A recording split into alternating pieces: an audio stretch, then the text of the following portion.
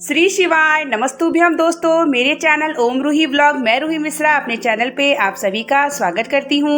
मैं अपना एकादशी का दिनचर्या सुबह का शेयर कर रही हूँ, स्नान करने से पहले और स्नान करने के बाद कैसे मैं लड्डू गोपाल का सेवा करती हूँ, क्या पूजा कैसे करती हूँ, संपूर्ण वीडियो शेयर कर रही हूँ।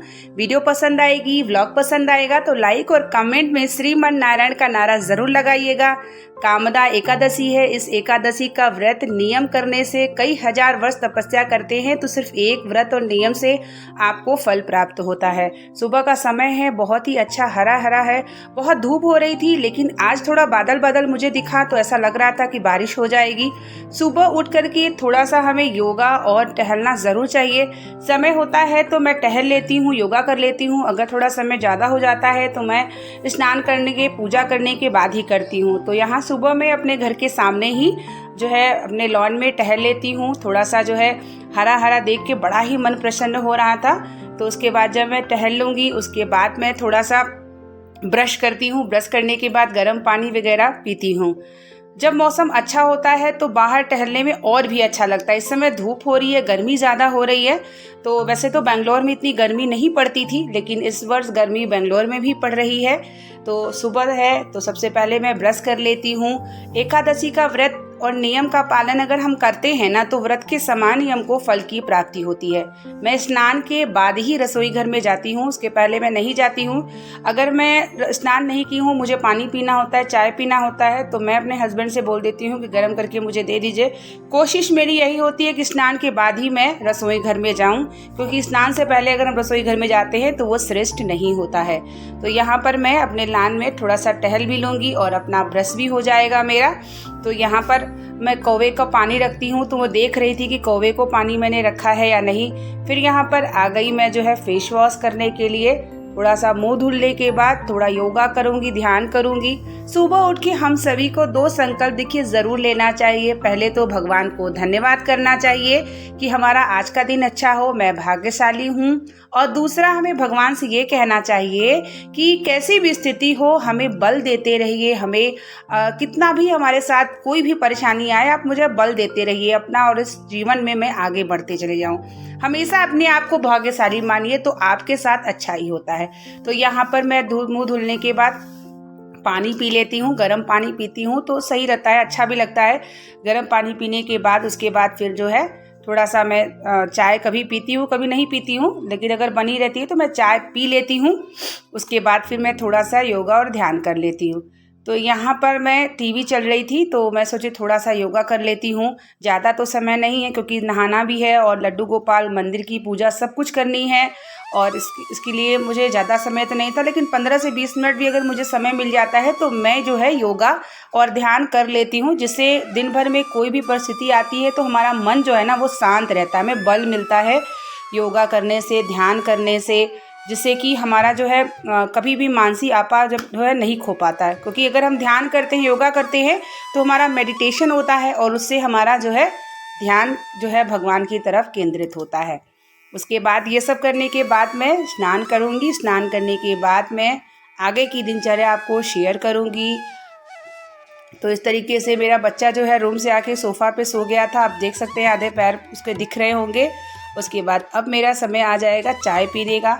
तो अब मैं थोड़ा चाय पी लूँगी अच्छे से। कभी कभी पीती हूँ, कभी कभी नहीं पीती हूँ, क्योंकि चाय सुबह सुबह पियो खाली पेट तो गैस भी बन जाता है। लेकिन अदरक वाली चाय कभी कभी मिल जाती है तो मन करता है नहीं थोड़ा पी लेते हैं। और पीने के बाद अब मेरा काम आ जाएगा नहाने का। नहाने के बाद मैं फिर लड्डू गोपाल की सेवा में लग जाऊँगी।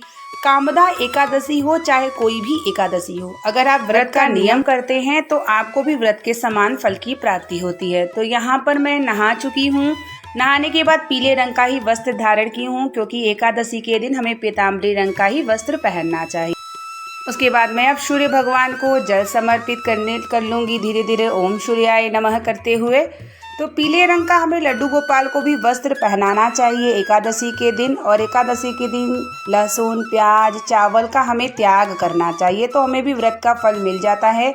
तो अब मैं यहाँ पर जल और भर लूँगी तो सभी वृक्षों में डाल दूँगी। जैसे मैं बेल वृक्ष, समी वृक्ष और तुलसी के वृक्ष में ध्यान रखना चाहिए कि एकादशी के दिन हमें स्पर्श नहीं करना चाहिए, क्योंकि तुलसी माता भी एकादशी के दिन व्रत का नियम का पालन करती हैं।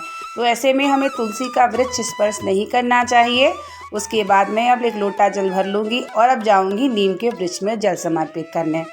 आप देख सकते हैं कि मेरे घर के बाहर इतने पेड़ लगे हुए हैं कि धूप ज़्यादा आती ही नहीं है और हवा चलती है तो इतना अच्छा लगता है कि ठंडी ठंडी की पूछिए ही मत। तो अब मैं नीम के वृक्ष की जो है जल समर्पित करने के बाद अब मेरा बारी आ जाएगी लड्डू गोपाल की सेवा की। उसके बाद जब पूजा घर की कर लूँगी तो फिर मैं मंदिर गोपाल को जगा लेती हूँ उनको। उसके बाद मैं उनको घंटी से जगाती हूँ, फिर राधे राधे बोलते हुए जगाती हूँ, क्योंकि राधे राधे नाम से लड्डू गोपाल बड़े ही प्रसन्न हो जाते हैं और जागृत अवस्था में हो जाते हैं। तो आज लड्डू गोपाल को हमें पंचामृत से स्नान करना है। पूरी वीडियो में आगे मैं भी दिखाऊंगी कि मैं पंचामृत कैसे लड्डू गोपाल की सेवा पूजा करती हूँ एकादशी के दिन। यहाँ पर रसोई घर में आ गई। मैं सोची कि पूजा करने से पहले मैं कुकर में आलू रख देती हूँ, जिससे मैं सैंडविच भी बना लूँगी और मेरा नाश्ता भी तैयार हो जाएगा, और ताकि मैं पूजा करने के बाद उठूँ तो मैं सबको नाश्ता दे पाऊँ। और यहाँ पर मेरी हस्बैंड है, जिससे मेरी कुछ बातें हो रही थी कुछ ऐसे। अब मैं यहाँ पर आसन लगाने के बाद अब मैं पूजा की तैयारी के लिए बैठूँगी। पंचामृत स्नान कराऊँगी लड्डू गोपाल को, और यहाँ पर मैं कृष्ण का धुन लगा दी हूँ, जिससे मन बहुत ही अच्छा हो जाता है जब अच्छी अच्छी धुन सुनने को मिलता है और साथ में शांति भाव से पूजा करने को मिलता है। तो यहाँ पर अब मैं जो है आसन लगाने के बाद बैठ चुकी हूँ। सर पे अपने चुनरी रख लूँगी। उसके बाद सभी सामग्री को ध्यानपूर्वक देख लूँगी कि कौन सी सामग्री कहाँ है। उसके पहले मैं रोली टीका लगा लेती हूँ। उसके बाद मैं लड्डू गोपाल को हाथों से दूध अच्छे से पिला लेती हूँ। उसके बाद शुद्ध करूँगी अपने आप को। कामदा एकादशी के व्रत का नियम का पालन लूँगी और नारायण से प्रार्थना करूंगी कि मुझे भी एकादशी के व्रत का नियम करने का सौभाग्य मिले और जाने अनजाने शरीर से जो पाप हो उसे समाप्त करे। मेरे इस नियम को पालन कराइए और मुझे भी कामदा एकादशी का फल प्राप्त हो, यही प्रार्थना करते हुए अब मैं लड्डू गोपाल को दूध पिला लूँगी। उसके बाद ही मैं उन्हें स्नान कराऊँगी। एकादशी के दिन अगर आप लड्डू गोपाल की सेवा, गौ माता की सेवा, चावल का त्याग, ब्रह्मचर्य का पालन और लहसुन प्याज का त्याग करते हैं तो आपको भी एकादशी के व्रत के समान फल की प्राप्ति हो जाती है। इस दिन विष्णु सहस्त्र नाम का पाठ किसी भी समय आप करते हैं तो बहुत ही अच्छा होता है। श्रीमन नारायण या ओम नमो भगवते वासुदेवाय के मंत्रों के जाप के द्वारा लड्डू गोपाल की हमें सेवा, श्रृंगार, स्नान के दौरान बोलते रहना चाहिए, जिससे आपका मंत्र जाप भगवान तक प्राप्त हो। तो अब मैं यहाँ पर पंचामृत तैयार करने के बाद लड्डू गोपाल को स्नान करा लेती हूँ। श्रीमन नारायण श्रीमन नारायण श्रीमन नारायण बोलते हुए मैं लड्डू गोपाल को पंचामृत से स्नान करा लूँगी। उसके बाद शालिग्राम की भी मैं स्नान कराती हूँ। शालिग्राम और लड्डू गोपाल दोनों नारायण के स्वरूप हैं और दोनों की सेवा करना हमारा कर्तव्य बनता है एकादशी के दिन। यहाँ पर मैं शुद्ध जल से लड्डू गोपाल को स्नान करा रही हूँ श्रीमन नारायण के मंत्रों के जाप के द्वारा। अब मैं लड्डू गोपाल को अच्छे से कपड़े से पोंछ लूँगी। पोंछने के बाद अब मैं इन्हें इत्र सेवा दूँगी।